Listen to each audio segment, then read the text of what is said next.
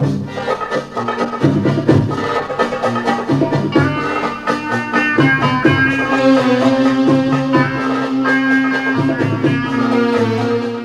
did it feel to watch the film for the first time?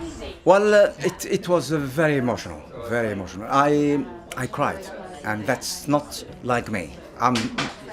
I'm supposed to be the tough guy of the family, and I just couldn't help it. You know, my whole life run through the film. You know, so I just couldn't help it. I cried. Simply that. You know, and it was brilliant, absolutely brilliant.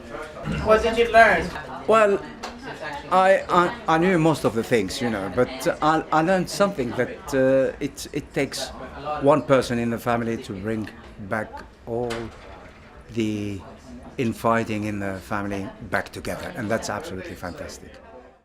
Going to Tunisia was amazing. It was my first time, so it was great. We got all the equipment from London, so just getting all that equipment to Tunisia. I think we had something like 12 bags. So that was, it was the three people. It was just me, Ludo, and Claire, and then moving all this equipment to Tunisia and then manage all that. That was, I think that was a pretty big deal. It was 2 years ago that we filmed it, so and most of this, you know, it's going to be quite an experience just to see it tonight. I think because I obviously forgot what we actually shot, a lot of it, and I left the rushes with Claire, and then I went to America, so I haven't seen anything for 2 years. So it's going to be interesting to see it put together. Do you have any memories from the shoot in Tunisia? I mean, beside of being arrested by the police. Yeah, because at the time the revolution in Tunisia hadn't happened yet, and yeah, people with cameras in the streets, they were not really welcome. So yeah, we got arrested a few times by the police, even though we hadn't authorization to shoot. But yeah, that's what Tunisia was when we shot. And what was good about Tunisia? Very welcoming people. Very, very different from France, where I was living at the time, and even from London. So yeah, it was quite interesting to see what Tunisia is like. And I don't know if it was a conscious decision, because every tracks we've made started from a sample of Hedi Jouini's music. I don't remember deciding that consciously. I think